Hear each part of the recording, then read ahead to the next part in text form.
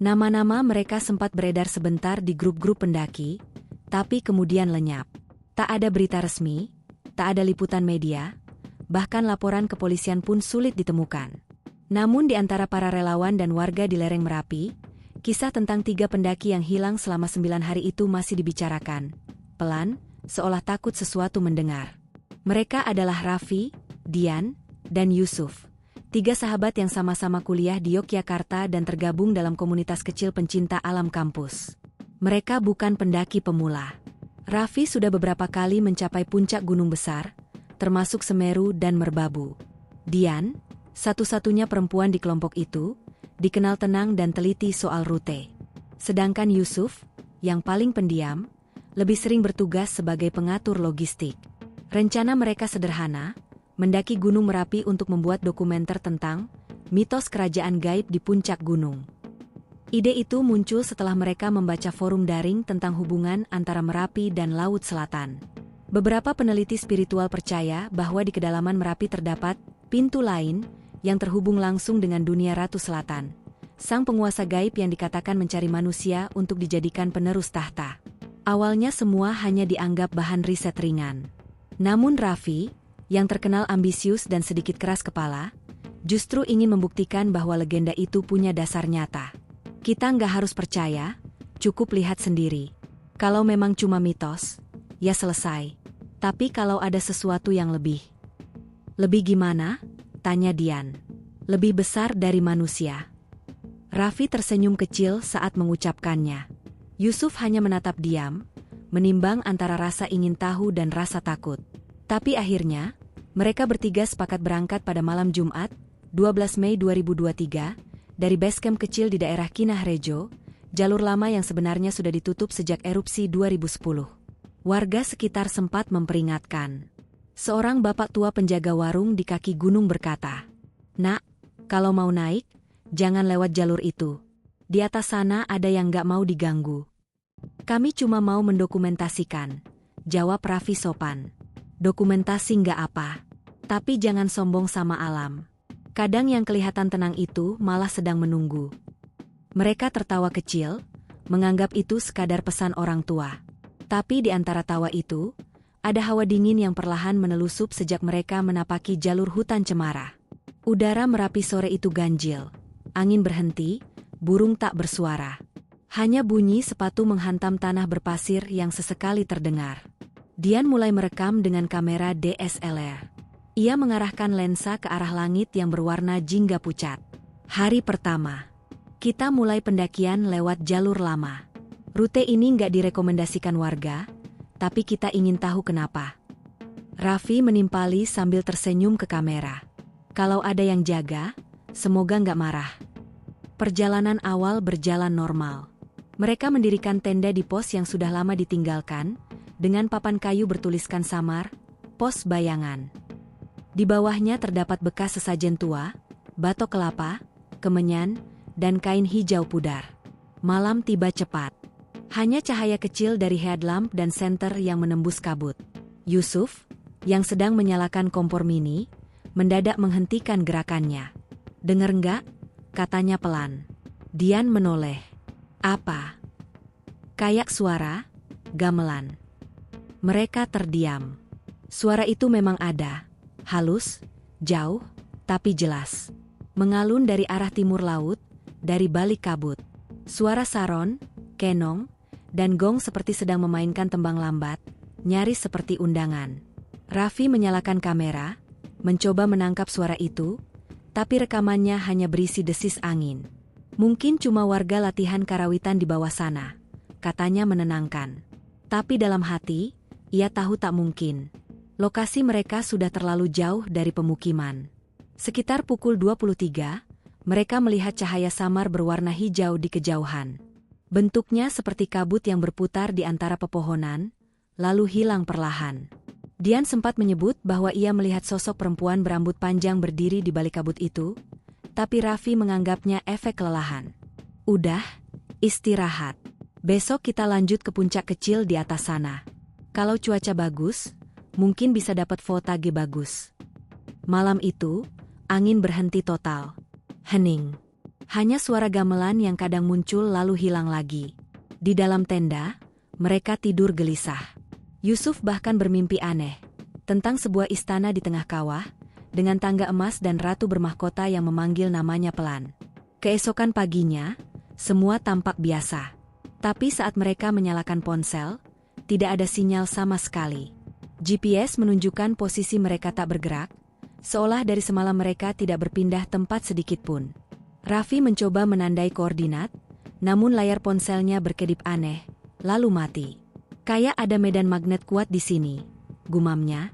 Atau mungkin kita nggak di tempat yang sama lagi, jawab Dian setengah bercanda. Mereka tertawa untuk meredakan ketegangan. Tapi di wajah masing-masing sudah mulai tampak tanda cemas yang disembunyikan. Mereka melanjutkan pendakian, melewati jalur berbatu yang dipenuhi lumut basah. Udara makin dingin, padahal matahari mulai tinggi. Di beberapa titik, tanah tampak seperti hangat, seolah di bawahnya ada sesuatu yang bergerak. Di tengah perjalanan, Raffi berhenti mendadak. Di depannya ada batu besar berukir simbol mirip mahkota dan bunga teratai, sebagian tertutup lumut. Ukiran itu tampak tua, tapi masih jelas bentuknya. Dian menyorot dengan kamera, dan saat ia menyentuh permukaannya, udara mendadak berubah. Suara burung hilang, angin berhenti, dan dari arah bawah terdengar suara perempuan menyebut nama mereka satu persatu. Raffi, Dian, Yusuf. Nada suaranya lembut, tapi dingin, seolah datang dari dalam tanah. Mereka saling menatap, pucat, tak tahu harus berbuat apa. Yusuf spontan mengucap doa. Dian menurunkan kameranya perlahan, sementara Raffi masih terpaku memandangi ukiran itu. Kau dengar juga? Tanya Dian. Iya, jawab Raffi lirih. Tapi suaranya indah. Malam kedua di gunung itu terasa lebih sunyi. Tak ada hewan malam, tak ada angin. Tapi di luar tenda, tercium wangi melati yang kuat, dan entah kenapa Raffi mulai tersenyum sendiri. Mungkin dia sedang memperhatikan kita, katanya pelan. Siapa? Tanya Yusuf. Ratu itu. Pagi itu udara merapi lebih dingin dari biasanya. Kabut turun lebih tebal, menutupi hampir seluruh pandangan. Ketika Raffi membuka tenda, ia terkejut melihat jejak kaki di sekitar area kemah mereka. Bukan hanya 3, tapi banyak. Ukurannya aneh, sebagian besar kecil seperti jejak anak-anak, tapi mengarah ke berbagai sisi, seolah ada yang mengelilingi tenda mereka semalaman. Dian menatapnya tanpa suara, wajahnya pucat. Mungkin pendaki lain, katanya setengah yakin. Pendaki lain gak bakal lewat sini. Jalur ini udah ditutup, jawab Yusuf datar. Suasana hening cukup lama. Hanya bunyi kompor kecil menyala yang mengisi ruang di antara mereka. Kabut terus menggantung, tidak menipis meski matahari seharusnya sudah tinggi. Raffi mulai memeriksa kamera. Semua rekaman semalam ada, tapi ada sesuatu yang aneh. Di antara cuplikan mereka berbicara dan suara gamelan samar, muncul bayangan perempuan berwarna hijau pucat melintas di belakang mereka. Padahal saat itu mereka yakin sedang sendirian. Efek kabut mungkin, gumam Dian, mencoba menenangkan diri. Atau bukan, bisik Yusuf. Mereka memutuskan untuk tetap melanjutkan perjalanan menuju puncak kecil di atas jalur itu, karena Raffi bersikeras mendapatkan fotage matahari terbit. Ia percaya, di puncak itu mungkin ada petunjuk tentang legenda Ratu Gunung yang ingin mereka buktikan. Namun sejak langkah pertama, mereka merasa jalannya berubah. Jalur yang semalam datar kini seperti melingkar tanpa arah. GPS di ponsel mereka menampilkan posisi yang sama meski mereka sudah berjalan hampir 2 jam. Ini aneh banget, ujar Dian sambil menatap layar. Kita kayak jalan di tempat, tambah Yusuf. Atau memang kita dibawa muter, jawab Raffi lirih. Tapi entah bercanda atau serius. Langit mendung tiba-tiba. Udara makin lembab. Dari arah lembah terdengar suara air mengalir. Padahal seharusnya di ketinggian itu tak ada sungai. Rasa haus mulai terasa. Mereka berjalan mengikuti bunyi air, berharap menemukan sumber. Setelah menuruni sedikit jalur berbatu, mereka menemukan genangan air kecil di sela batu besar, jernih dan beraroma wangi seperti bunga. Dian meneguknya lebih dulu, lalu Yusuf, disusul Raffi. Rasanya segar, tapi meninggalkan rasa aneh di lidah, sedikit manis seperti nektar. Beberapa menit kemudian, kabut di sekitar mereka tiba-tiba bergerak. Dari balik pepohonan, muncul jalur sempit bertabur bunga kuning, seolah baru saja ditaburkan seseorang. Di ujung jalur itu, samar terlihat bayangan seseorang berdiri. Dian menatapnya lama, lalu berkata pelan, "Itu, wanita."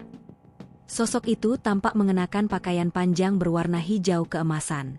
Rambutnya terurai sampai pinggang, kulitnya pucat, dan ia menatap ke arah mereka dengan senyum tipis.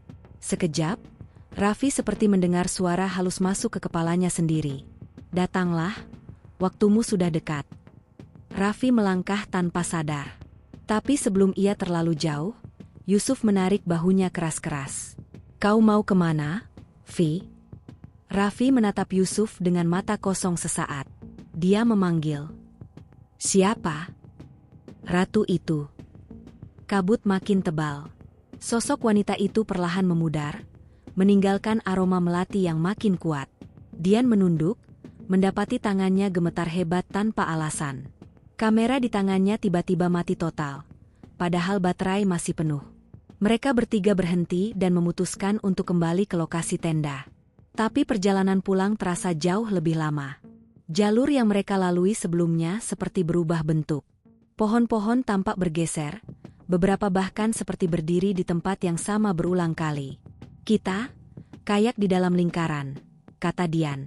"Nggak mungkin," balas Raffi, tapi nada suaranya goyah. Malam mulai turun lagi. Langit berwarna kelabu tua, dan hawa di sekitar mulai panas, bukan dingin. Dari kejauhan, terdengar bunyi gendang dan gong besar berdentam pelan. Ritme gamelan itu kini lebih jelas, lebih teratur, seperti sedang mengiringi upacara. Yusuf mendekat ke Dian. "Kau dengar itu?" "Iya. Tapi, kenapa suaranya seperti dari bawah tanah?" Saat mereka mendirikan tenda di tempat yang dianggap aman, Raffi masih terlihat tak tenang. Ia duduk di depan batu besar yang sama seperti malam sebelumnya, menatap ukiran mahkota dan bunga teratai itu dengan pandangan terpikat. "Aku merasa dia memperhatikan kita," ujarnya pelan. "Siapa?" tanya Dian, meski ia tahu jawabannya. "Ratu yang dijaga batu ini. Mungkin, ini pintu masuknya." Dian berusaha menahannya. "Raffi, hentikan. Kita kesini cuma buat dokumenter, bukan ritual." "Kau nggak paham, Dian. Dia sudah memanggil sejak semalam. Ini bukan kebetulan." Suara gamelan makin keras. Angin mulai berputar di sekitar mereka, membawa wangi melati bercampur belerang. Tenda bergetar halus, seolah ada sesuatu berjalan mengitari tempat mereka bermalam. Yusuf menutup matanya, membaca doa pelan-pelan. Sekitar tengah malam, Raffi hilang. Dian terbangun karena mendengar suara langkah kaki meninggalkan tenda. Saat ia keluar, hanya terlihat cahaya kehijauan dari balik pepohonan.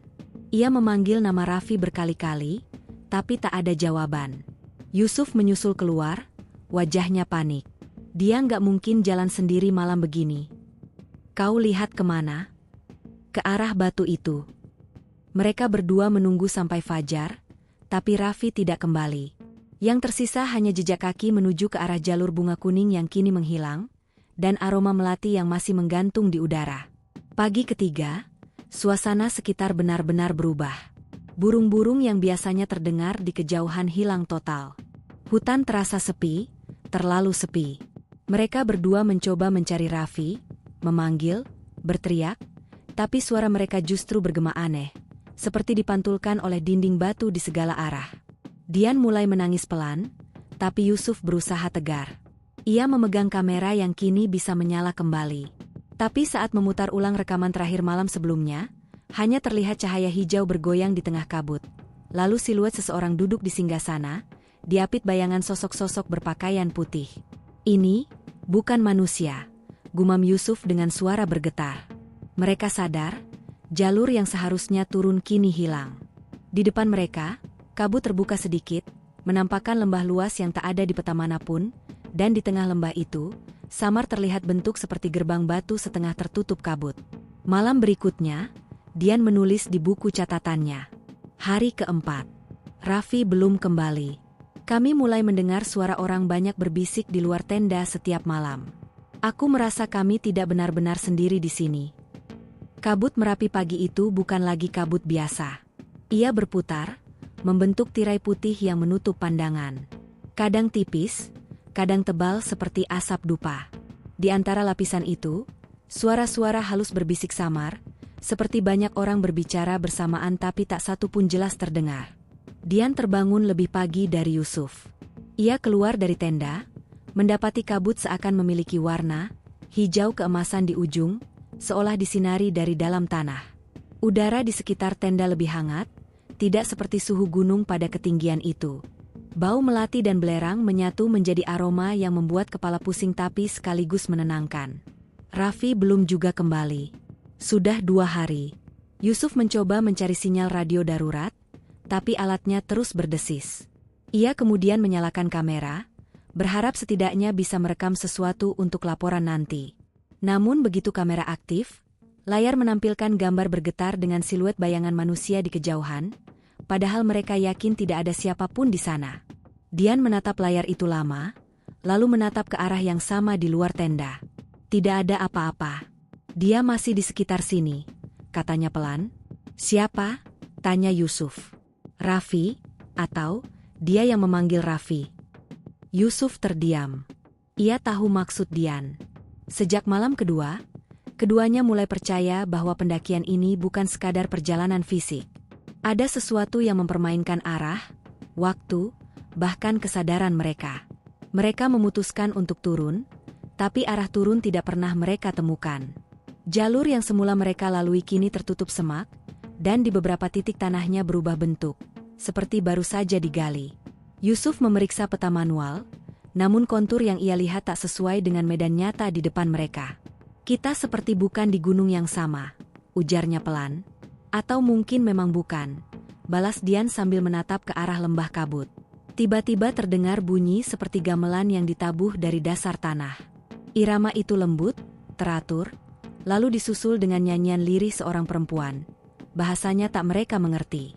Tapi entah mengapa, suara itu membuat mereka berdua menangis tanpa sadar, seperti mendengar sesuatu yang sangat dalam dan menyedihkan.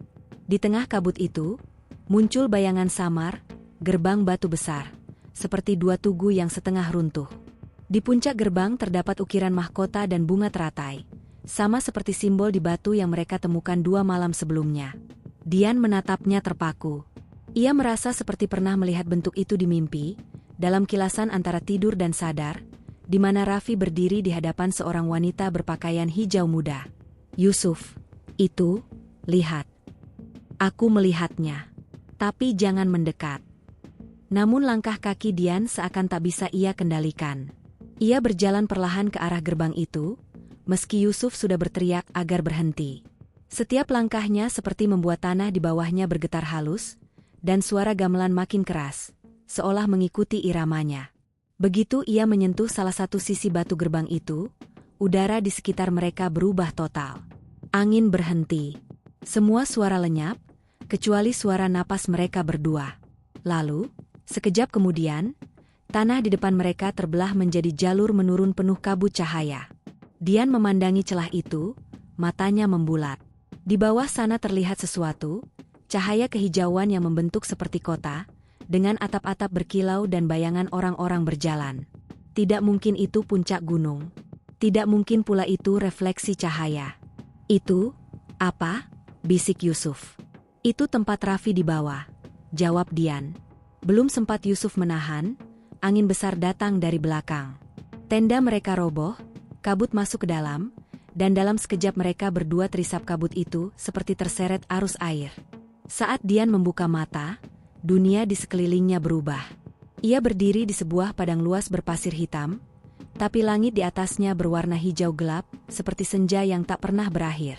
Dari kejauhan, tampak istana besar berlapis kabut tebal, atapnya seperti perak berkilau, diapit 2 menara yang menjulang tinggi.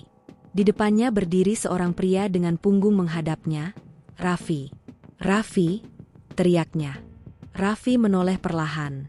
Wajahnya pucat, tapi matanya tenang, terlalu tenang. Kau datang juga, katanya pelan. Dia menunggumu. Dian terdiam. Dia siapa?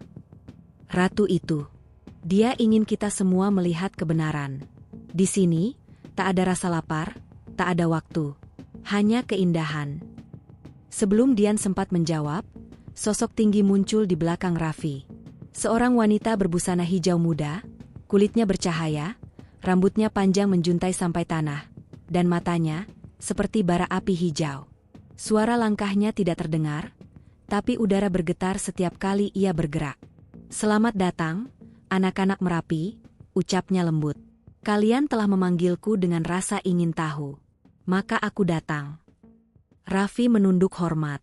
Dian tak bisa bergerak, seperti tubuhnya dikunci. "Apa yang kau inginkan dari kami?" tanyanya terbata. "Bukan aku yang ingin, tapi gunung ini.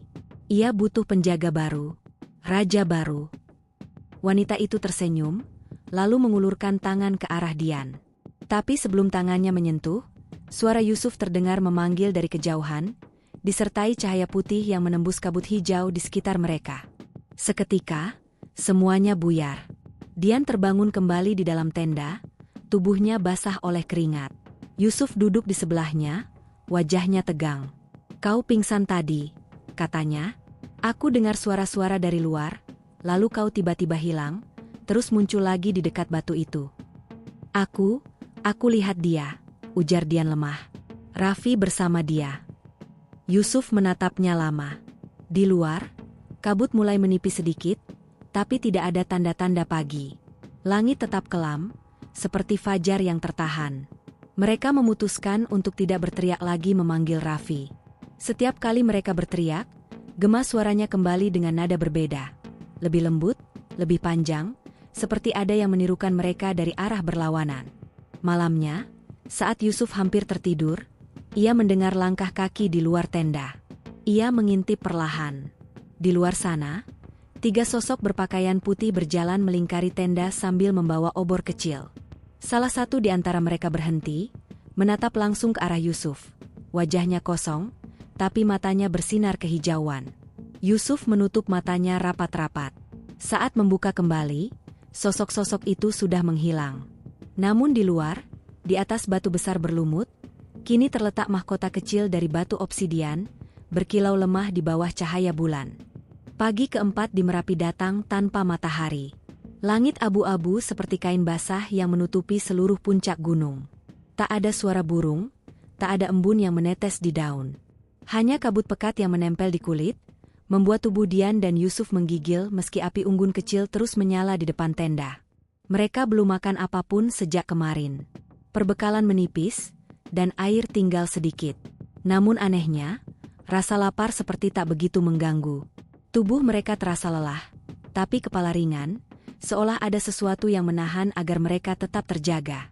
Di antara mereka berdua, kini tergeletak benda yang semalam muncul di luar tenda. Sebuah mahkota kecil dari batu hitam obsidian, permukaannya halus dan dingin, namun ketika disentuh terasa berdenyut pelan, seperti nadi hidup. "Kau yakin kita harus bawa ini?" tanya Yusuf, menatap benda itu dengan waspada. "Kalau ini yang dia tinggalkan, mungkin ini petunjuk untuk menemukan Raffi," jawab Dian lirih. Ia memungut mahkota itu dan meletakkannya di dalam kantong kain. Begitu ia melakukannya, suara lembut seperti desahan angin terdengar dari luar tenda.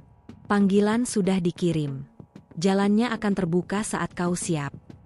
Yusuf menatap Dian tajam. "Kau dengar juga?" Dian tak menjawab, tapi matanya menunjukkan bahwa ia mendengarnya jelas. Hari itu mereka berjalan tanpa arah pasti, hanya mengikuti insting. Di beberapa titik, mereka menemukan pohon-pohon hangus namun bergetar halus, seperti hidup tapi tidak benar-benar tumbuh. Udara di sekitar mulai panas, bukan dingin seperti gunung seharusnya. Kadang, mereka mendengar suara langkah kaki lain di belakang, tapi setiap kali menoleh, tak ada siapapun. Menjelang sore, mereka tiba di area berbatu luas. Di tengahnya, ada cekungan tanah berbentuk lingkaran sempurna, dan di bagian tengah berdiri tugu batu berlumut dengan ukiran spiral. Di sekitarnya, bunga kuning yang layu bertebaran, sebagian bahkan masih segar seolah baru diletakkan. "Tempat ini, seperti bekas ritual," bisik Yusuf. "Atau gerbang?" jawab Dian pendek. Saat mereka berdiri di tepi lingkaran itu, angin berhenti. Dari arah lembah terdengar gendang bertalu pelan, lalu disusul gamelan dan suara perempuan menyanyi lembut. Tapi kali ini, suara itu jelas, dan seolah berasal dari dalam tanah, bukan dari kejauhan. Kalian datang membawa tanda. Maka lihatlah, siapa yang menunggu. Tanah di tengah lingkaran mulai retak perlahan, mengeluarkan cahaya kehijauan seperti api tenang. Dari celah itu, muncul bayangan tubuh Raffi, berjalan pelan naik ke permukaan.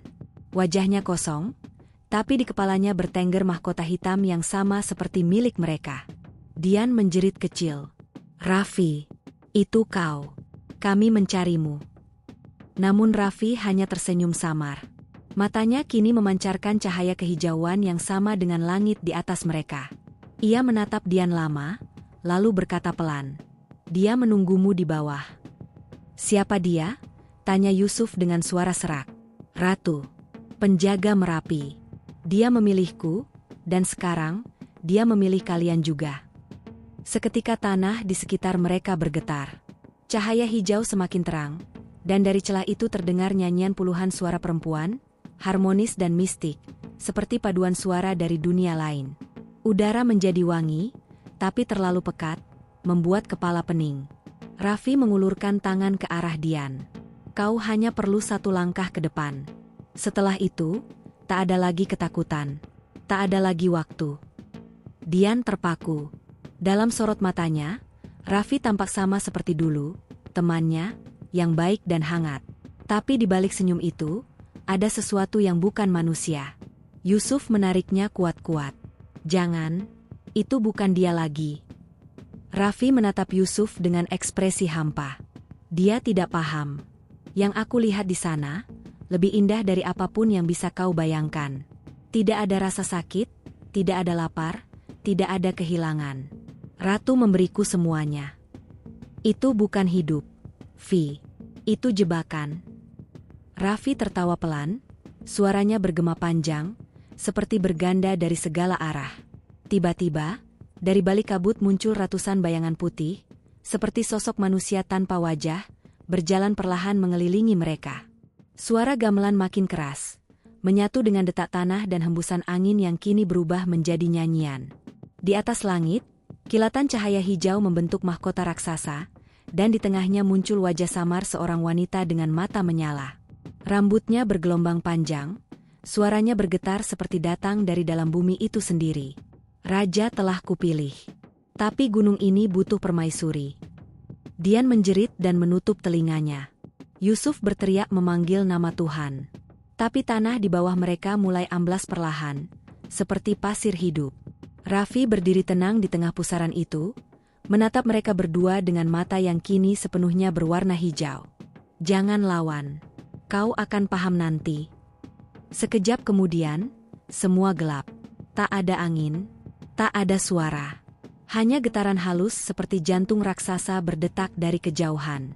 Ketika Dian membuka mata, ia mendapati dirinya berada di tempat asing. Ruangan besar dengan dinding batu hijau yang berkilau seperti kristal. Lantai tempat ia berdiri memantulkan cahaya sendiri, dan di ujung ruangan, sebuah singgasana besar berdiri, di atasnya duduk sosok perempuan yang pernah ia lihat di mimpi. Ratu itu. Ia tersenyum lembut, matanya menatap langsung ke dalam mata Dian. Aku telah menunggu lama. Gunung ini haus penjaga. Dan kaulah yang dipilih, karena hatimu berani. Dian ingin berteriak, tapi tak ada suara keluar dari tenggorokannya. Yusuf, yang berdiri di sebelahnya, menatap ke sekeliling dengan wajah takut setengah mati. Ia melihat puluhan sosok manusia berdiri di sisi ruangan, tubuh mereka pucat dan mata mereka kosong, seolah tidur sambil berdiri. Raffi berdiri di dekat singgasana, menunduk hormat kepada sang ratu. Mereka datang, seperti yang kau perintahkan, katanya dengan suara datar. Bagus, jawab sang ratu. Sekarang tinggal kau yang memilih. Tinggalkan tubuh lamamu, dan bergabunglah dalam kerajaan ini. Dian menutup mata, air matanya jatuh. Dalam kepalanya, ia mendengar suara-suara lama. Tawa Raffi, percakapan mereka di base camp, suara warga yang memperingatkan untuk tidak sombong di gunung. Lalu tiba-tiba, suara petir keras mengguncang ruangan itu. Ratu berdiri. Suaranya berubah marah. Belum waktunya mereka kembali. Cahaya putih memancar dari arah atas ruangan, membutakan mata mereka. Dunia di sekeliling bergetar, dan semuanya lenyap dalam teriakan. Saat sadar, mereka kembali berada di luar tenda, di tempat yang sama di mana mereka mulai. Hanya saja, hari sudah sore, dan di sekeliling mereka tidak ada tanda kehidupan apapun. Langit mendung, tapi kali ini tampak lebih nyata. Dian menatap Yusuf. Apa itu mimpi? Yusuf tak menjawab. Ia hanya menatap tangannya. Di pergelangan kirinya, kini terukir bekas pola seperti mahkota kecil, seolah terbakar halus di kulit. Dian merasakan hal yang sama di dadanya, denyar lembut seperti sesuatu yang hidup di bawah kulitnya. Dan dari arah bawah lembah, samar-samar, mereka mendengar suara gamelan sekali lagi, lembut, dan menghilang. Hari ke-9 sejak 3 pendaki itu dilaporkan hilang di kawasan Gunung Merapi.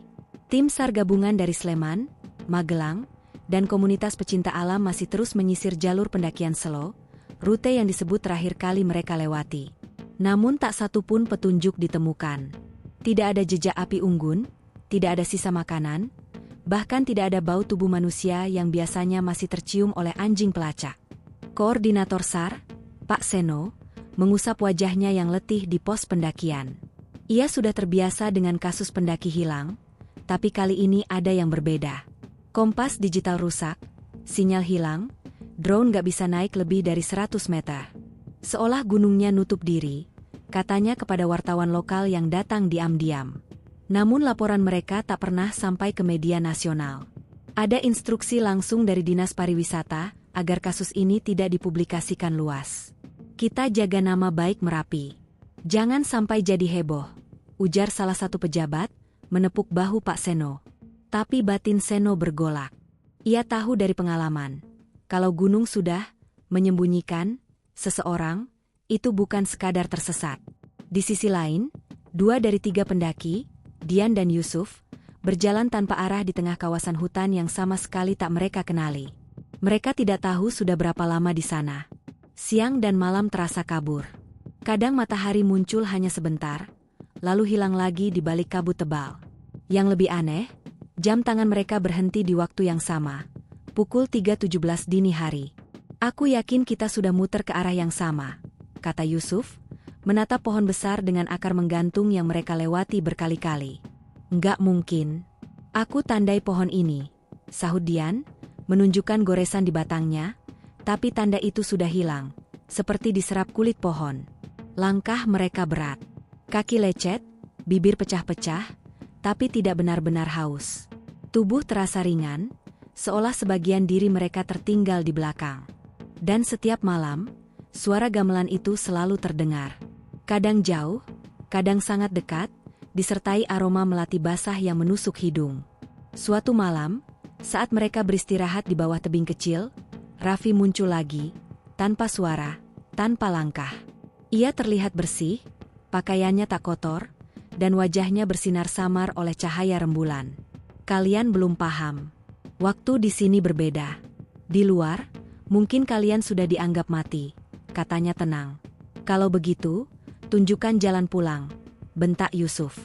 Raffi tersenyum. Tidak semua yang tersesat ingin kembali. Ratu memberi kita pilihan. Aku sudah memilih. Dian menatapnya dengan mata penuh air. Raffi, kita teman. Kau ingat? Kita datang buat penelitian. Kita mau pulang. Raffi mendekat perlahan, menatap Dian dalam-dalam. Ratu sudah menunggu. Dia ingin kau jadi penerusnya. Kau terpilih karena hatimu paling berani. Dian mundur beberapa langkah, tubuhnya gemetar. Aku nggak mau. Raffi berhenti. Matanya yang hijau memantulkan cahaya rembulan seperti kaca. Kalau begitu, kau akan terus berputar di sini. Gunung ini akan memelukmu sampai kau menyerah.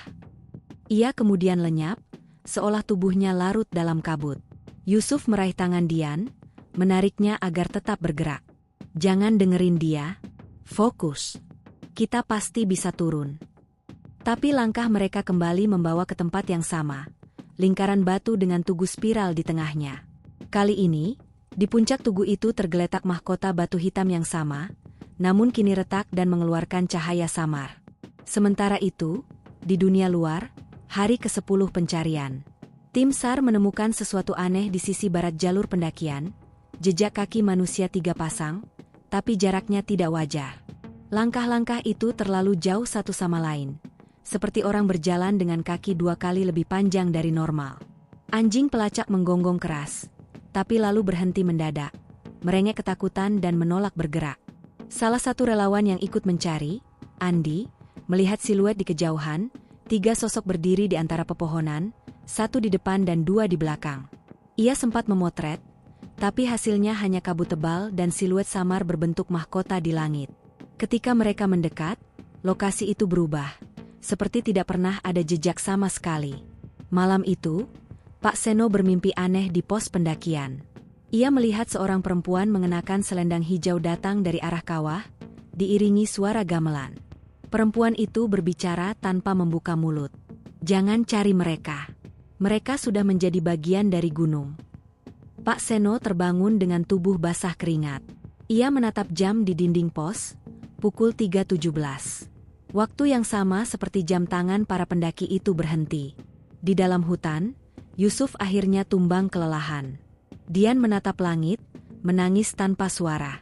Tapi dari balik pepohonan, suara itu kembali terdengar, kali ini lebih lembut, seperti panggilan ibu kepada anaknya. "Pulanglah ke rumah, anak gunung. Ratu menanti." Kabut menebal lagi, menelan mereka berdua. Dan untuk sesaat, dunia di sekitar mereka seakan berbalik. Langit di bawah, tanah di atas, dan di tengahnya hanya gema suara ratu yang berkata, "Raja sudah ada. Kini waktunya ratu dilahirkan." Hari ke-11 pencarian. Gunung Merapi seperti berubah wajah. Kabut turun lebih cepat dari biasanya, bahkan sebelum matahari benar-benar terbenam. Suhu aneh, dingin menusuk tapi sesekali terasa panas dari dalam tanah. Beberapa alat komunikasi mulai rusak tanpa sebab.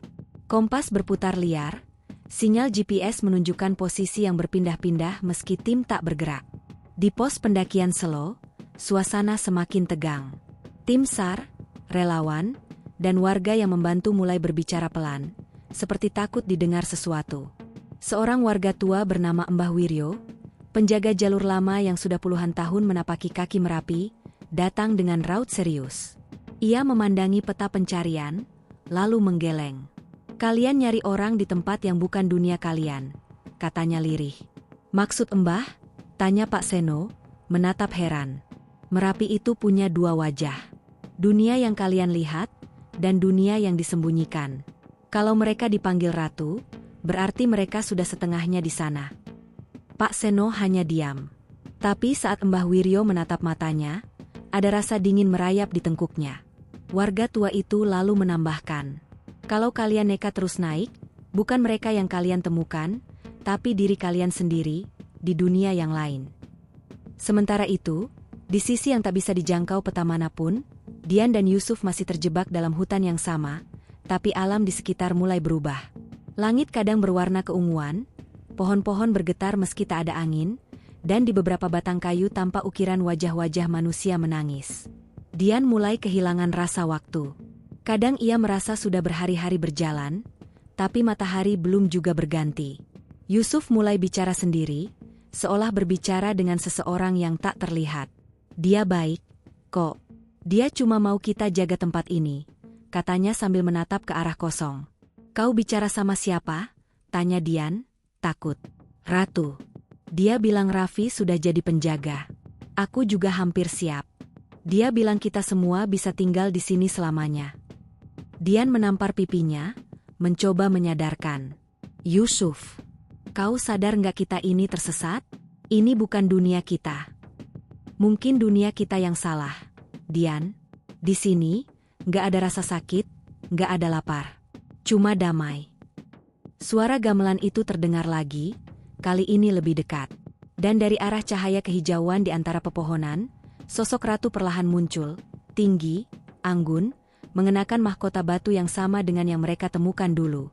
Ia melangkah tanpa jejak, suaranya menggema lembut di kepala mereka. Yang tersisa hanyalah pilihan. Menjadi bagian dari gunung, atau dilupakan oleh dunia. Yusuf menunduk, matanya kosong. Ia melangkah perlahan ke arah sang ratu. Dian berusaha menariknya, tapi tubuh Yusuf semakin berat, seperti diikat bayangan. Saat tangannya terlepas, tubuh Yusuf lenyap dalam kabut, hanya menyisakan bekas langkah yang menyala hijau. Dian menjerit, "Jangan ambil dia, kau sudah ambil Raffi." Ratu menatapnya lembut. "Aku tidak mengambil apapun. Mereka datang karena gunung memanggil darahnya sendiri. Kau juga akan datang ketika waktunya tiba."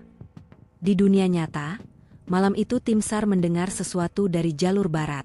Anjing pelacak menggonggong keras ke arah lereng yang ditutupi kabut.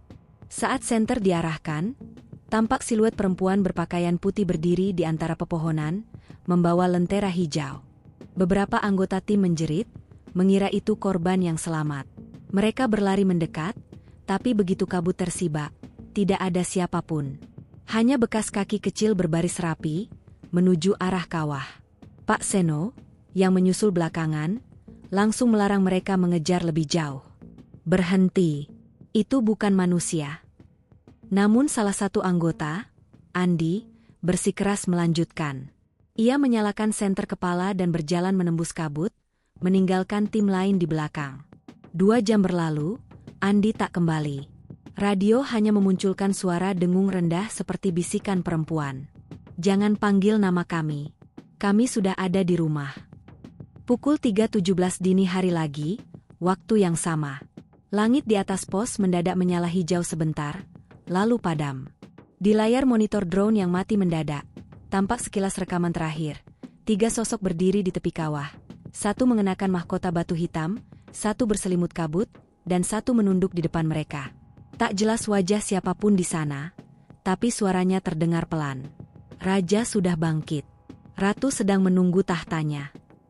Di tempat lain, di dalam alam yang tak dijangkau manusia, Dian berlari di antara pepohonan, menahan tangis. Ia menabrak dahan, terjatuh, berdarah.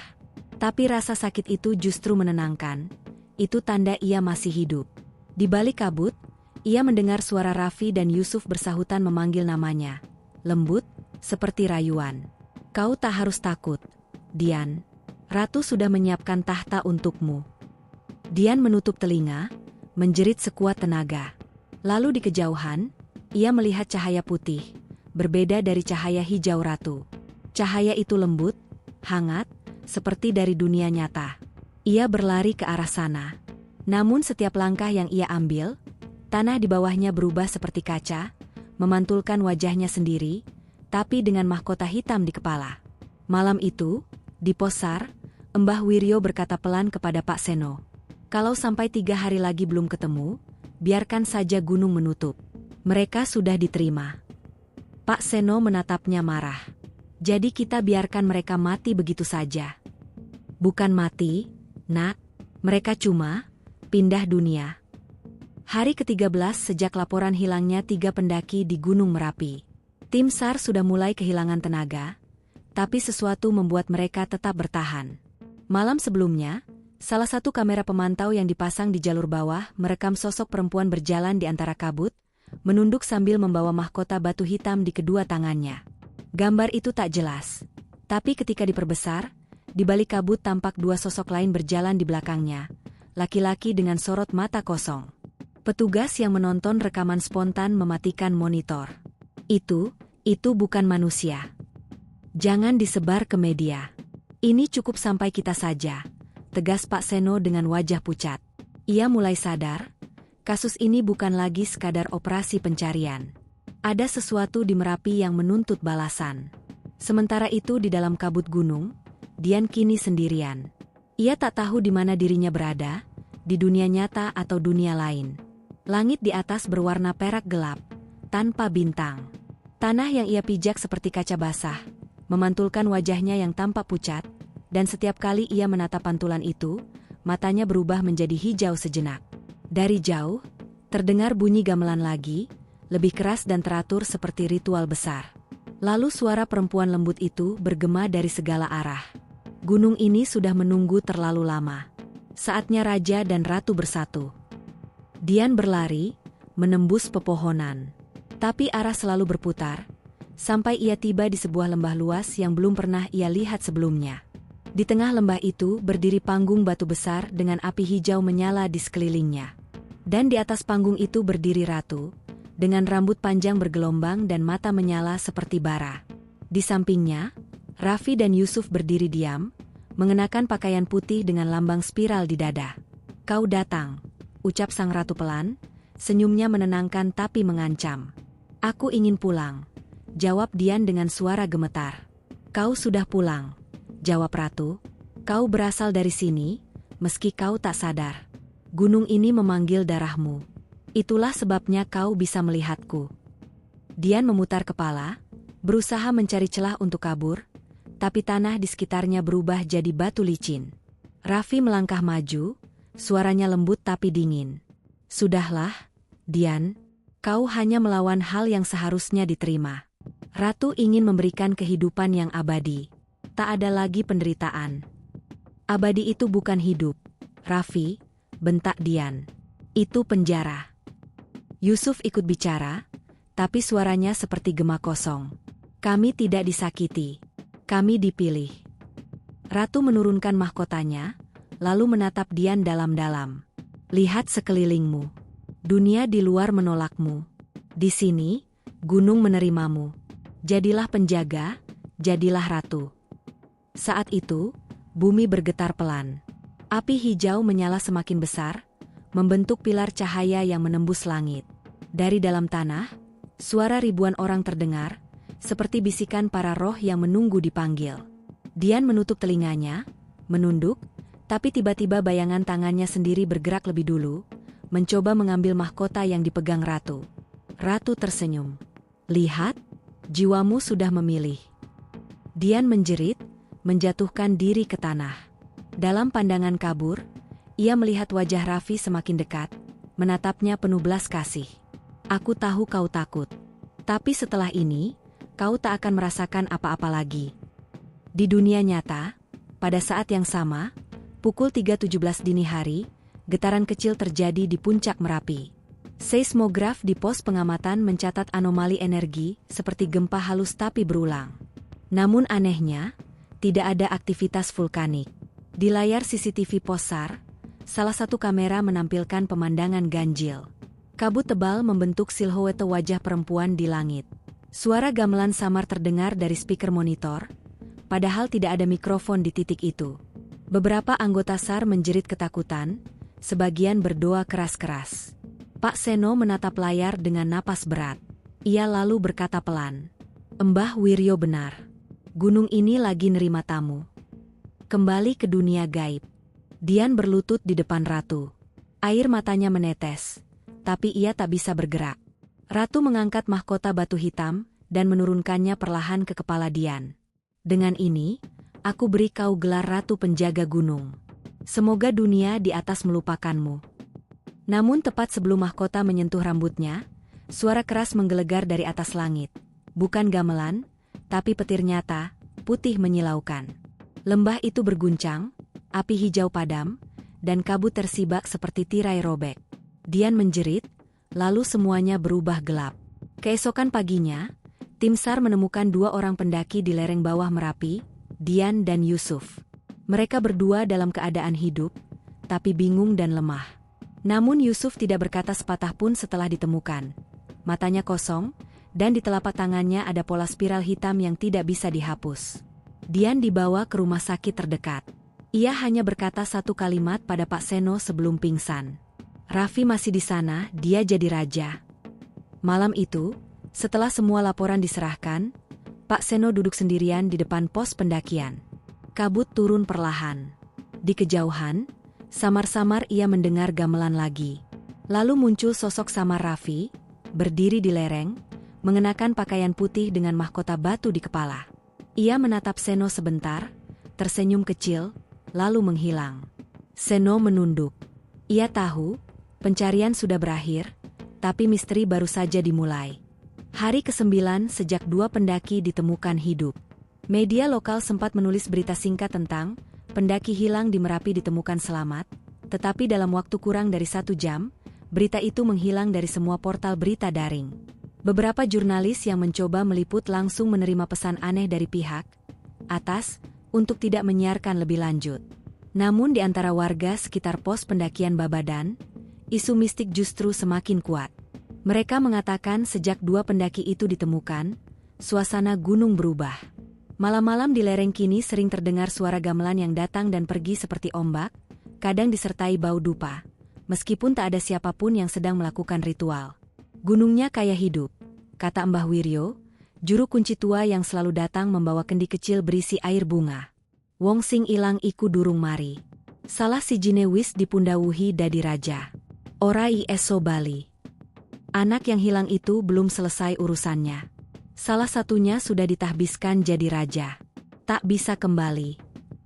Di rumah sakit daerah Sleman, Dian masih dalam perawatan. Ia mulai bisa bicara, tapi hanya di sela mimpi buruk yang berulang.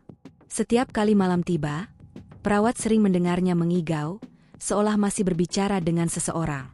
Jangan lepaskan tanganku, Raffi. Aku nggak mau jadi ratu. Suatu malam, saat listrik rumah sakit tiba-tiba padam karena badai, kamera CCTV di ruang rawat Dian merekam sesuatu aneh. Kabut tipis muncul dari jendela yang tertutup rapat, membentuk bayangan laki-laki memakai mahkota batu. Ia berdiri di samping ranjang Dian, menatapnya lama.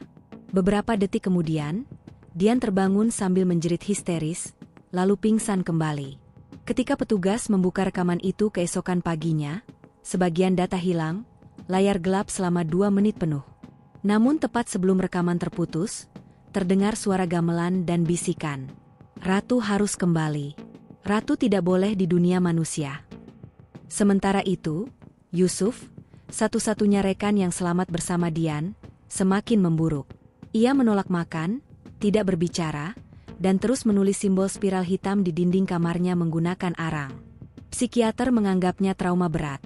Namun Pak Seno yang diam-diam datang menjenguk tahu, itu bukan trauma biasa. Pak, saya lihat sendiri malam itu dia manggil nama, Ratu, sambil nangis, kata perawat dengan wajah pucat. Setiap jam 12 malam, simbol itu bercahaya sedikit. Pak, tapi pas saya tunjukin ke dokter, hilang. Pak Seno menatap catatan spiral itu. Polanya persis seperti ukiran batu yang ia temukan di jalur hutan atas Merapi, lokasi terakhir sinyal ponsel para pendaki hilang. Polanya sama, letaknya sama, hanya saja di batu itu ada tulisan kecil dalam aksara Jawa kuno. Sapa sing nyentuh, bakal dadi penjaga. Siapa yang menyentuh, akan menjadi penjaga. Keesokan malam, Dian tiba-tiba menghilang dari ruang rawat tanpa jejak. Jendela terkunci dari dalam, dan tidak ada tanda-tanda kabur. Hanya satu hal yang tertinggal, mahkota kecil dari batu hitam, basah oleh embun dan tanah gunung. Di sampingnya, secari kertas bertuliskan tulisan tangan samar. Raffi memanggil. Gunung belum tenang. Aku harus kembali. Rumor itu menyebar cepat di kalangan tim SAR, tapi semua pihak dilarang berbicara ke media. Bahkan laporan internal dinyatakan rahasia negara. Hanya catatan singkat dikirim ke pusat. Subjek D kembali ke lokasi Merapi. Status, tidak diketahui. Diduga terpengaruh fenomena spiritual lokal. 2 hari kemudian, warga di kaki gunung Merapi mengaku melihat cahaya hijau muncul di puncak saat malam bulan separuh. Kabut turun membentuk pusaran spiral raksasa. Beberapa penduduk mendengar suara gamelan bercampur dengan nyanyian perempuan. Di tengah pusaran itu, menurut kesaksian 2 warga yang nekat naik hingga batas hutan, mereka melihat 2 sosok manusia berdiri di batu besar. Laki-laki dan perempuan, mengenakan pakaian putih. Sosok laki-laki mengenakan mahkota batu hitam di kepala, sementara perempuan di sampingnya menunduk, rambutnya menutupi wajah. Ketika salah satu warga mencoba mengambil foto, kamera ponselnya meledak kecil, seperti korsleting. Malam itu, Merapi bergemuruh tanpa letusan. Dan sejak saat itu, kabut di sekitar puncak gunung tidak pernah benar-benar hilang. Pak Seno menatap dari kejauhan. Ia sudah tahu jawabannya bahkan sebelum laporan datang. Raffi telah menjadi raja gunung. Dian kembali sebagai ratunya. Dan Yusuf, penjaga pintu di antara dunia manusia dan dunia mereka. Ia menutup buku laporannya, membakar berkas pencarian dengan korek api. Biar gunung yang menyimpan ceritanya, katanya pelan. Karena kalau manusia tahu, mereka bakal datang, dan gunung bakal marah lagi. Sudah 3 minggu sejak laporan resmi pencarian ditutup. Tidak ada berita di televisi, tidak ada publikasi dari Basarnas, tidak ada siaran radio tentang 3 pendaki itu. Semuanya seolah tidak pernah terjadi. Namun, di balik sunyinya pemberitaan, ada satu ruangan kecil di pos pengamatan Gunung Merapi yang masih menyimpan seluruh kebenaran, rekaman, foto, dan laporan yang tidak pernah sampai ke publik. Pak Seno duduk di sana malam itu, ditemani cahaya lampu minyak dan suara angin yang menabrak dinding pos. Di depannya, ada satu berkas tebal bertuliskan, laporan hilangnya 3 mahasiswa rahasia negara. Ia sudah mencoba melupakan semuanya. Tapi setiap malam, suara gamelan dari arah puncak terus terdengar, makin lama makin jelas. Dan anehnya, kadang suara itu terdengar dari dalam kepalanya sendiri. Gunung memanggil lagi, gumamnya pelan. Beberapa hari sebelumnya, Pak Seno dipanggil oleh seorang pejabat tinggi dari Badan Geologi. Pertemuan dilakukan diam-diam di Yogyakarta, di ruang bawah gedung yang sepi. Di sana, ia disodori surat perintah bertanda tangan langsung dari pusat. Kasus dinyatakan tertutup. Semua bukti disimpan dalam arsip tertutup. Tidak boleh dibuka untuk publik dengan alasan menjaga stabilitas pariwisata nasional. Seno membaca perlahan, lalu menatap sang pejabat. Tapi, Pak, ini bukan sekadar kasus hilang biasa. Ada sesuatu di gunung itu. Saya lihat sendiri. Kami tahu, Pak Seno, potong pejabat itu cepat. Justru karena kami tahu, makanya ini harus disembunyikan. Masyarakat tidak akan bisa menerima kalau tahu ada sesuatu hidup di dalam Merapi. Seno terdiam. Kata-kata, sesuatu hidup di dalam Merapi, terasa seperti cambuk di pikirannya. Ia ingin menolak. Tapi saat pejabat itu membuka rekaman dari laptop di depannya, seluruh tubuhnya membeku. Rekaman itu diambil dari kamera pos seismik puncak yang secara tidak sengaja aktif malam ketika pusaran cahaya hijau muncul. Dalam video berdurasi 2 menit itu, terlihat 2 sosok manusia berdiri di atas batu besar di tengah kabut tebal. Lelaki dengan mahkota hitam, perempuan berambut panjang di sisinya. Ketika kamera fokus otomatis menyorot wajahnya, sensor cahaya tiba-tiba mati, tapi citra inframerah masih menangkap bentuknya. Dan dari bentuk itu, terlihat jelas, mereka bukan manusia sepenuhnya. Wajah mereka tampak seperti daging dan kabut bercampur, berubah-ubah bentuk seperti air beriak. Namun satu hal tetap jelas. Di antara kabut itu, mata Raffi menatap lurus ke arah kamera, seolah tahu sedang diawasi. Mulutnya bergerak, membentuk kata, "Jangan ganggu gunung ini lagi." Lalu rekaman berakhir. Sejak saat itu, sensor seismik Merapi menunjukkan anomali aneh, getaran halus yang muncul setiap malam Jumat pukul 00 tepat. Tidak seperti gempa, tapi lebih seperti detak jantung raksasa di dalam perut gunung. Setiap kali getaran itu muncul, suara gamelan samar terdengar di sekitar lereng. Beberapa warga menduga itu tanda dari Raja Gunung yang baru naik tahta. Sementara itu, di desa-desa sekitar Merapi, muncul larangan tidak tertulis.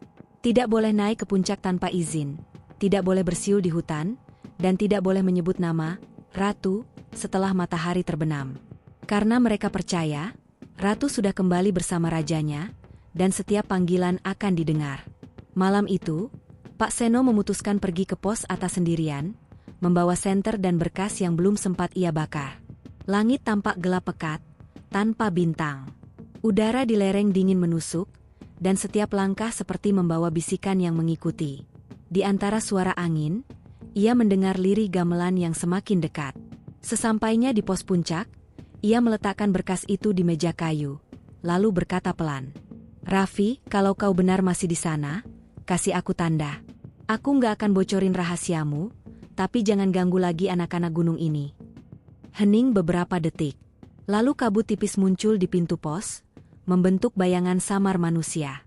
Seno terpaku, bayangan itu menyerupai Raffi, lengkap dengan mahkota batu di kepala. Suaranya lembut tapi menggema. "Gunung ini bukan tempat wisata. Ini istana kami. Siapapun yang datang dengan niat sombong, akan jadi bagian dari tanahnya." "Kau masih manusia, Raffi?" tanya Seno lirih. Manusia hanya sementara, Pak. Tapi gunung kekal. Sekarang aku penjaganya. Bayangan itu tersenyum, lalu menghilang perlahan bersama angin. Di meja, berkas laporan terbakar sendiri tanpa api. Keesokan paginya, tim pengamat menemukan pos itu kosong. Buku catatan Pak Seno tertinggal, berisi tulisan terakhir. Raja dan Ratu Merapi telah bangkit. Gunung tidak ingin diganggu. Biarkan kabutnya menjadi tirai antara dunia mereka dan dunia kita. Setelah hari itu, nama Pak Seno tidak pernah disebut lagi. Berita tentang pencarian pendaki Merapi benar-benar lenyap dari arsip publik. Dan di kalangan pendaki, beredar bisik-bisik. Setiap tanggal 9 bulan Jawa, jika kau naik ke puncak Merapi dan mendengar gamelan dari arah kawah, jangan menoleh. Karena konon, di balik kabut itu, Raffi dan Dian masih berdiri, memerintah dalam senyap, menjaga rahasia yang tak boleh diketahui manusia. Sudah 3 bulan sejak laporan resmi ditutup. Tidak ada satupun pihak berwenang yang berani menyebut nama ketiga pendaki itu. Namun di lereng-lereng Merapi, kisah mereka justru berubah menjadi bisikan yang diwariskan dari mulut ke mulut. Warga desa Kinahrejo percaya, setiap kali kabut turun tanpa angin dan suara gamelan terdengar dari arah puncak, itu artinya Raja dan Ratu Gunung sedang berkeliling wilayahnya. Mereka tidak boleh dipanggil, tidak boleh disebut namanya, dan tidak boleh ditatap, cukup tunduk dan diam. Mbah Wiryo, juru kunci paling tua, menegaskan larangan baru. Puncak ora kanggo dolan. Saiki puncak wis dadi keraton. Puncak bukan lagi tempat bermain. Sekarang puncak sudah jadi istana. Suatu malam, seorang pendaki amatir bernama Andra bersama 2 temannya nekat naik tanpa izin, ingin membuktikan semua cerita itu hanyalah mitos. Mereka membawa kamera, alat perekam, dan kompas digital. Namun begitu mencapai batas hutan mati, semua alat mereka mulai rusak. Baterai drop, jam berhenti, dan kompas berputar tanpa arah. Aneh banget, kompasnya muter terus, kata Andra. Udah lanjut aja dikit lagi, biar nggak dibilang penakut, balas temannya, Riko. Sekitar pukul 00.15 malam, kabut tebal datang tiba-tiba. Dari kejauhan, terdengar suara gamelan pelan, bukan dari speaker, bukan juga dari ponsel. Bersama gamelan, terdengar nyanyian perempuan bersuara lembut. Andra menyalakan kamera ponselnya, tapi layar hanya menampilkan warna hijau menyala. Lalu, muncul 2 sosok samar di depan mereka. Laki-laki dan perempuan berpakaian putih, berdiri di atas batu besar, tak jauh dari kawah. Wajahnya tidak jelas, tapi kilatan mahkota hitam terlihat di kepala sang pria. Sosok perempuan di sampingnya menunduk, rambut panjangnya menutupi wajah, namun dari sela rambut itu tampak senyum samar. Riko berteriak panik, menjatuhkan kameranya. Andra mematung, tak mampu bergerak. Lalu suara perempuan itu terdengar, lembut tapi menggema seperti dari dalam tanah. Kalian tidak seharusnya di sini. Tiba-tiba, tanah di sekitar kaki mereka retak, seperti berdenyut. Api hijau kecil muncul dari celah bebatuan. Andra pingsan seketika, sementara 2 temannya kabur turun dengan ketakutan. Keesokan paginya, tim SAR menemukan Andra di dekat pos Batu Lumpang. Masih hidup tapi kehilangan suara. Matanya menatap kosong, di telapak tangannya terdapat pola spiral hitam, sama seperti yang dulu muncul di tangan Yusuf. Sejak kejadian itu, pemerintah menutup jalur pendakian resmi ke puncak Merapi selama setahun penuh dengan alasan penataan ulang jalur dan faktor keselamatan. Namun warga sekitar tahu, alasan sebenarnya bukan karena jalur rusak, tapi karena puncak telah dikunci. Beberapa petugas SAR yang dulu ikut pencarian mulai mengalami hal aneh. Ada yang mendengar gamelan di rumahnya, ada yang bermimpi bertemu sosok bermahkota hitam yang menatap dari kejauhan, dan satu di antaranya, seorang anggota muda bernama Dimas, ditemukan meninggal dalam tidurnya dengan wajah tenang, memegang batu kecil berwarna hitam di genggamannya. Di batu itu terukir pola spiral yang sama. Mbah Wiryo akhirnya memanggil pertemuan rahasia di balai desa, hanya dihadiri oleh para tetua dan penjaga pos lama, termasuk salah satu teman dekat Pak Seno. Ia berkata dengan nada berat, "Gunung wis nutup lawange. Sing ngerti kebenaran kudu meneng. Sing ngomong bakal dijemput kabut. Gunung sudah menutup pintunya. Siapa yang tahu kebenaran harus diam. Siapa yang bicara akan dijemput kabut." Mereka sepakat untuk menghapus semua data dan menghentikan cerita, agar gunung kembali tenang. Namun larangan itu datang terlambat. Beberapa pendaki yang mendengar cerita dari mulut ke mulut mulai datang dengan niat ingin melihat raja dan ratunya. Setiap kali ada yang nekat naik tanpa izin, kabut turun tiba-tiba, dan tidak semuanya kembali. Malam Jumat Kliwon berikutnya, suara gamelan terdengar lagi, kali ini lebih keras dari sebelumnya, bergema sampai ke desa-desa di bawah. Warga keluar rumah, menatap ke arah puncak yang tertutup kabut hijau. Beberapa bersumpah melihat cahaya 2 titik menari di dalam kabut, seperti mata yang menyala. Mbah Wiryo menunduk, membaca doa sambil menggenggam kendi air bunga. Lalu dengan suara lirih, ia berkata, "Ratu wis balik karo rajane. Gunung ora butuh pengunjung maneh. Sing mlebu ora bakal metu. Ratu telah kembali bersama rajanya. Gunung tak butuh tamu lagi. Siapa yang masuk, tak akan keluar." Sejak malam itu, Gunung Merapi benar-benar sepi dari pendaki. Kabutnya turun lebih cepat dari biasanya, bahkan di siang hari. Dan setiap kali terdengar gamelan samar dari arah puncak, warga hanya menutup pintu rumah mereka. Karena mereka tahu, itu bukan angin. Itu tanda bahwa istana di puncak sedang dibuka, dan raja mereka sedang memerintah dalam sunyi. 5 tahun berlalu. Gunung Merapi kembali ramai oleh wisatawan, tapi hanya sampai batas pos Pasar Bubrah. Sejak jalur ke puncak ditutup total, tak ada lagi pendaki yang diizinkan mencapai kawah. Bagi masyarakat umum, alasannya tetap sama, zona bahaya vulkanik. Namun bagi warga sekitar, alasan sesungguhnya jauh lebih tua dari ilmu geologi. Di atas sana sudah ada yang berkuasa. Di tengah ketenangan palsu itu, seorang jurnalis muda bernama Laras Widyaningrum menerima pesan anonim melalui email redaksinya. "Kalau kau ingin tahu kebenaran tentang 3 pendaki Merapi yang hilang tahun 2020, datanglah ke rumah kosong di lereng Kinahrejo malam Jumat ini. Jangan bawa siapapun." Laras awalnya mengira itu sekadar tipus mistik. Tapi begitu ia mencari arsip berita lama tentang kasus itu, ia menemukan sesuatu aneh. Semua berita terkait telah dihapus total dari internet, bahkan dari Wayback Machine. Namun di katalog digital Badan SAR DIY, ia menemukan satu dokumen tak sengaja tertinggal di server internal. Laporan Operasi Merapi 03 status. Rahasia penanggung jawab, Seno Widagdo. Nama itu menarik perhatiannya. Seno Widagdo, mantan kepala tim pencarian, hilang tanpa jejak tahun 2020. Malam itu Laras datang ke rumah tua di kaki Merapi seperti dalam pesan. Rumah itu gelap, penuh lumut dan bau lembab. Namun di meja kayu tua di tengah ruangan, ada sebuah buku catatan kulit dengan tulisan tangan halus. Catatan terakhir Pak Seno. Laras membuka halaman pertama. Tulisan di dalamnya campur antara laporan teknis dan kisah yang tak bisa dijelaskan. Tentang kabut hidup, ratu gaib, pendaki yang berubah menjadi penjaga, dan gunung yang kini menjadi kerajaan sunyi.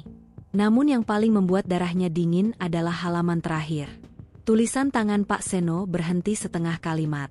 Jika seseorang membaca ini di masa depan, berarti gunung sudah siap membuka pintunya lagi. Tepat setelah membaca kalimat itu, lantai rumah bergetar pelan. Dari celah jendela, kabut tebal menyelinap masuk. Udara berubah dingin, dan dari jauh, terdengar gamelan samar, seolah berasal dari perut bumi. Laras berdiri, panik, tapi tubuhnya terasa berat. Bayangan di sudut ruangan mulai bergerak, membentuk siluet seorang pria memakai pakaian lapangan lengkap dengan logo SAR. Wajahnya separuh kabut, separuh daging. Suaranya berat, serak. "Kau tidak seharusnya membaca itu." "Ah, Anda Pak Seno?" Suara Laras gemetar. "Aku bagian dari gunung sekarang," jawab sosok itu.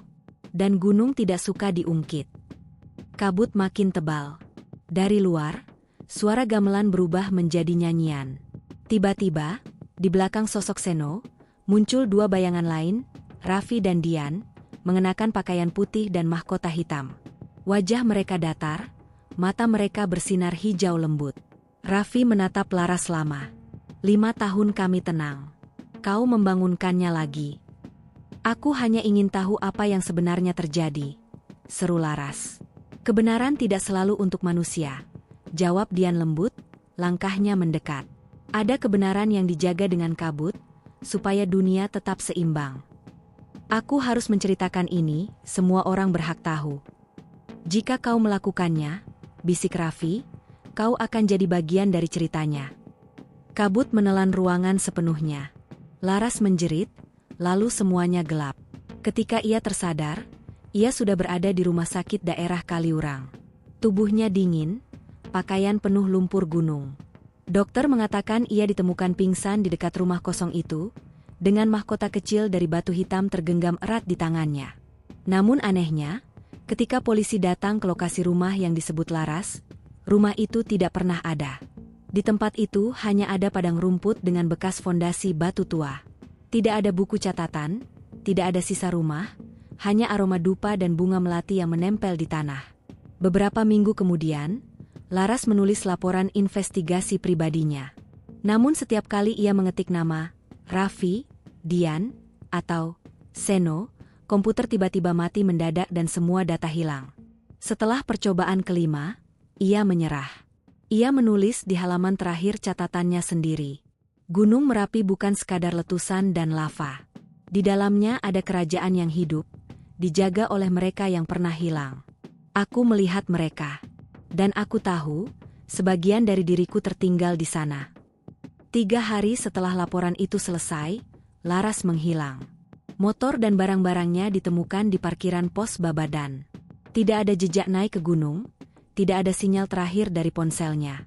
Namun warga sekitar mengaku malam itu mendengar gamelan pelan dari arah barat puncak, disertai suara perempuan menyanyi sendu. Sejak saat itu, legenda baru lahir. Ratu Gunung kini punya juru tulis. 1 bulan setelah hilangnya Laras Widyaningrum, isu mulai beredar di kalangan jurnalis. Beberapa menyebut Laras membawa bukti kuat soal operasi rahasia Merapi 03 dan hilangnya 3 pendaki pada tahun 2020.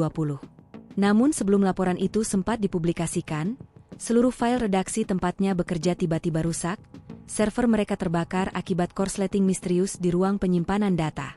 Kamera CCTV di kantor itu mati tepat pada jam 2.13 dini hari, waktu yang sama ketika warga Kinahrejo mendengar suara gamelan samar dari arah gunung. Pemerintah setempat segera menanggapi dengan tegas. Pihak Balai Konservasi dan PVMBG mengeluarkan pernyataan resmi. Tidak ada aktivitas manusia di wilayah atas Merapi. Semua laporan yang beredar di media sosial tidak benar dan tidak dapat dipertanggungjawabkan. Namun bagi mereka yang tinggal di sekitar lereng, sesuatu terasa berubah. Malam-malam di bulan itu terasa lebih panjang, lebih sunyi. Bahkan hewan-hewan ternak tak lagi mau mendekati jalan menuju Batu Tulis Kinahrejo, tempat terakhir Laras ditemukan. Sementara itu, di pusat kota Yogyakarta, seorang pria parubaya dengan jaket sarlusu datang ke markas Komando SAR DIY, membawa sebuah tas hitam. Ia memperkenalkan diri sebagai anggota lama operasi Merapi 03. Petugas jaga menatapnya dengan wajah bingung, sebab menurut data, tim Merapi 03 dibubarkan sejak 5 tahun lalu, dan semua anggotanya telah dipindah tugaskan atau meninggal. Pria itu membuka tas hitamnya, memperlihatkan mahkota kecil dari batu hitam, sama seperti yang digenggam Laras saat ditemukan. Suaranya berat, datar. Gunung sudah mulai memanggil lagi. Tutup semua jalur sekarang, sebelum terlambat. Petugas jaga menatap kosong. Saat ia menoleh lagi, pria itu sudah menghilang, meninggalkan aroma melati dan asap dupa yang menggantung di udara. 2 hari kemudian, pemerintah pusat secara tiba-tiba mengumumkan penutupan total jalur pendakian Gunung Merapi tanpa batas waktu. Alasannya sederhana, aktivitas vulkanik meningkat. Namun laporan internal dari PVMBG menunjukkan hasil yang berlawanan. Gunung dalam kondisi tenang, bahkan lebih tenang dari biasanya. Beberapa pegawai yang mencoba bertanya langsung dipindahkan atau diminta menandatangani surat rahasia. Di lingkungan pemerintahan, nama Operasi Merapi 03 menjadi tabu. Sementara di kalangan warga, desas-desus semakin kuat. Gunung sudah menelan kembali anak-anaknya. Malam itu, di pos Kaliurang, seorang penjaga malam bernama Pak Harso melihat cahaya samar di puncak. Seperti lentera-lentera berbaris turun dari kawah. Ia mengira itu pendaki ilegal dan segera menyalakan HT untuk melapor. Namun saat memandang lebih lama, ia sadar sesuatu aneh. Cahaya itu tidak menuruni gunung, melainkan bergerak naik, seolah kembali ke langit, perlahan, satu persatu. Dari bawah terdengar suara gamelan. Lalu samar-samar, 3 sosok tampak berdiri di jalur batu, menghadap ke arah kawah. Raffi, Dian, dan sosok lain dengan wajah perempuan, Laras. Mereka mengenakan pakaian putih bersih, menunduk pelan ke arah gunung, lalu perlahan hilang di telan kabut. Pak Harso mematung. Keesokan harinya ia melapor, tapi tak ada satupun rekaman CCTV yang menunjukkan cahaya atau sosok apapun. Namun malam berikutnya, di tempat yang sama, ditemukan 3 jejak kaki membatu di tanah kering. 2 besar, 1 kecil, mengarah ke puncak. Sejak peristiwa itu, Gunung Merapi tak pernah benar-benar tidur. Beberapa pendaki ilegal mengaku melihat istana bercahaya di balik kabut, mendengar suara perempuan memanggil dengan lembut, atau merasakan tangan dingin menarik mereka mundur setiap kali terlalu dekat ke kawah. Pemerintah tak pernah menanggapi rumor itu. Berita-berita tentang hilangnya pendaki, jurnalis, bahkan tim SAR, perlahan dihapus. Nama-nama mereka dihapus dari daftar, arsip, dan berita. Seolah mereka tidak pernah ada. Namun di antara warga tua di Kinahrejo, masih ada yang berbisik dengan nada takut tapi hormat. Gunung sudah punya rajanya sendiri, dan ratunya kini lengkap. Malam terakhir bulan itu, saat kabut menebal di lereng barat, seorang anak kecil melihat sesuatu di tengah padang rumput bekas rumah tua. Sebuah buku catatan kulit, separuh terbakar, dengan tulisan tangan di halaman terakhir. Kebenaran sudah ditulis, tapi biarlah ia disimpan di perut gunung. Karena dunia tidak siap membaca kisah tentang raja dan ratu yang lahir dari kabut Merapi. Sudah 3 tahun berlalu sejak hilangnya jurnalis muda bernama Laras Widyaningrum. Gunung Merapi kini benar-benar ditutup total. Tidak ada lagi izin pendakian, tidak ada jalur wisata resmi, hanya pos-pos pengamatan yang dijaga ketat oleh aparat dan petugas BPPTKG. Bagi masyarakat umum, semua itu dianggap bagian dari protokol keselamatan vulkanologi. Namun bagi sebagian kecil orang yang tahu cerita aslinya, mereka paham. Penutupan itu bukan hanya untuk melindungi manusia dari gunung, tapi juga untuk melindungi gunung dari manusia. Di ruang arsip Badan SAR DIY, seorang staf baru sedang merapikan dokumen lama. Ia menemukan satu map tebal berdebu tanpa label resmi, hanya tulisan tangan di pojoknya. Merapi 03, Rahasia Negara. Ketika dibuka, isinya hanya halaman kosong, seolah tinta di dalamnya telah lenyap. Namun jika diperhatikan di bawah cahaya ultraviolet, samar-samar muncul tulisan. Raffi, Dian, Seno, Laras. Kembali ke pelukan Merapi. Jangan pernah dicari lagi. Staf itu menatap lama, lalu perlahan menutup map itu dan menguncinya kembali di lemari besi. Sejak hari itu, ia tak pernah berani menyinggung nama-nama itu lagi. Di lereng Kinahrejo, kehidupan warga berjalan seperti biasa. Sawah kembali hijau, jalan setapak kembali ramai oleh wisatawan lokal yang hanya datang sampai batas bawah. Namun setiap malam Jumat Kliwon, beberapa warga tua masih meletakkan sesaji bunga dan dupa di batu besar yang mereka sebut Batu Ratu, menghadap langsung ke puncak Merapi. Mereka percaya, di balik kabut, ada kerajaan halus yang menjaga keseimbangan gunung. Kalau tidak ada mereka, kata seorang sesepuh, Merapi sudah menelan kota ini sejak lama. Dan memang, sejak peristiwa 9 hari menghilangnya 3 pendaki itu, aktivitas gunung terasa aneh. Bukan berkurang, tapi teratur. Letusan besar yang dulu sering muncul mendadak kini seolah terkendali. Seolah ada yang mengatur kapan gunung bernapas, kapan ia tidur. Sementara itu, di dunia jurnalisme, nama Laras Widyaningrum perlahan menghilang dari daftar anggota redaksi. Semua arsip karyanya terhapus, bahkan akun media sosialnya tak bisa diakses. Namun di kalangan jurnalis senior, beredar bisikan bahwa setiap tahun, pada tanggal hilangnya Laras, sebuah email tanpa nama muncul di server redaksi. Kebenaran masih hidup di bawah kabut. Jangan bangunkan gunung sebelum waktunya. Email itu tidak bisa dibalas, tidak bisa dilacak sumbernya. Namun di lampiran filenya, selalu ada foto yang sama. Puncak Merapi, diterpa sinar bulan. Dan di kejauhan tampak samar 2 bayangan, seorang pria dan seorang perempuan berpakaian putih, berdiri berdampingan di tepi kawah. Bagi dunia, Kasus ini tidak pernah ada. Tidak ada berita, tidak ada laporan resmi, tidak ada nama korban. Namun bagi mereka yang pernah naik gunung itu, kadang di tengah kabut malam terdengar suara gamelan halus atau nyanyian perempuan yang tidak jelas dari mana asalnya. Beberapa pendaki bahkan bersumpah melihat sosok pria muda mengenakan jaket gunung merah duduk di batu sambil tersenyum, seolah menjaga jalur yang dulu sempat memanggil mereka. "Kalau kau dengar suara gamelan," kata warga setempat dengan pelan, "jangan takut.